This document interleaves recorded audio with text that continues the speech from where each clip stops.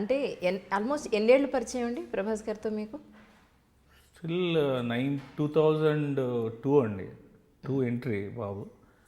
2003 ఈశ్వర్, 2002 ఈశ్వర్. అక్కడి నుంచి నేను రాఘవేంద్ర నుంచి ఫుల్ ఫ్లెడ్జ్డ్గా నేను ఆయనతోనే ఉంటున్నాను.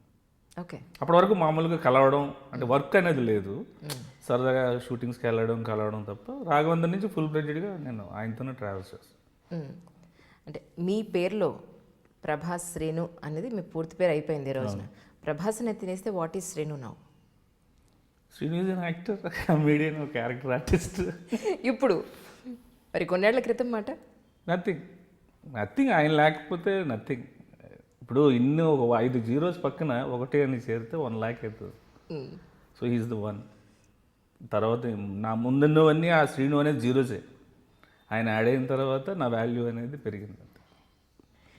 మీరు ఫిల్మ్ ఇండస్ట్రీలోకి ఎంటర్ అయినప్పుడు అది మీ ప్రభాస్ గారి దగ్గర పిఏగా ఉండేవండి, తర్వాత ఇప్పుడు మీరు ఒక క్యారెక్టర్ ఆర్టిస్ట్ అవ్వండి, కమెడీగానే ఉండేవండి. ఇప్పుడు అదంతాను ఈ ఇండస్ట్రీలోకి జాయిన్ రావడానికి ముందు మీరు అనుకున్నది ఏంటి? ఏమనుకుని వచ్చారు అసలు మీరు? నేను బేసికల్గా మా ఫాదర్ ఏంటంటే he wants to become a doctor అంటే చాలామంది చెప్తారు, ఇది నాకు జరిగింది. ఆయనకి ఏంటంటే అప్పుడున్న టైంలో వాళ్ళకి బీఎస్సీ పాస్ అయితే మెడిసిన్లోకి సీట్ ఇచ్చేవారు. ఇప్పుడులాగా ఎంబీబీఎస్ ఎంట్రన్స్ ఉండేది కాదు. మెరిట్ బట్టి ఇప్పుడు మనం ఇంటర్మీడియట్ మెరిట్ బట్టి డిగ్రీ మనకి ఎంపీసీ, బైపీసీ, తర్వాత సిఈసీ అట్లాగా మనకి అట్లాగ ఇచ్చేవారు. అప్పుడు ఆయనకి ఎఫర్ట్ చేయడానికి డబ్బులు లేవు. మా నాన్నగారు చదువుకుందాం, వాళ్ళ ఫ్యామిలీలో ఆయన ఒక్కడే చదువుకున్నారు బాగా. సో ఆయన డాక్టర్ అవ్వాలంది, డబ్బులు లేవు. సో బై ఫోర్స్ తప్పక ఇంట్లో మెయింటైన్ చేయలేక ఆయనేమో రెవెన్యూ డిపార్ట్మెంట్లో యూడీసీగా అప్పుడు జాయిన్ అయ్యారు. ఎగ్జామ్ రాసి పాస్ అయ్యి జాబ్లో జాయిన్ అయిపోయారు. సో అప్పటి నుంచి నేను అవ్వలేకపోయిన డాక్టరు, నా కొడుకునైనా డాక్టర్ని చేద్దాం అనుకున్నారు. బట్ మనకి అది అవ్వలేదు. ఎప్పుడు ఏ హాస్పిటల్కి నువ్వు ఆ డాక్టర్లా కావాలి, చూసావా డాక్టర్స్ అంటే ఎంత వాల్యూ, అది నీ ఇబ్రామా డాడీ అనుకునేవాడిని. ఇప్పుడు ఏమంటారు నాన్నగారు ఈ స్టేజ్లో? Now he's very happy.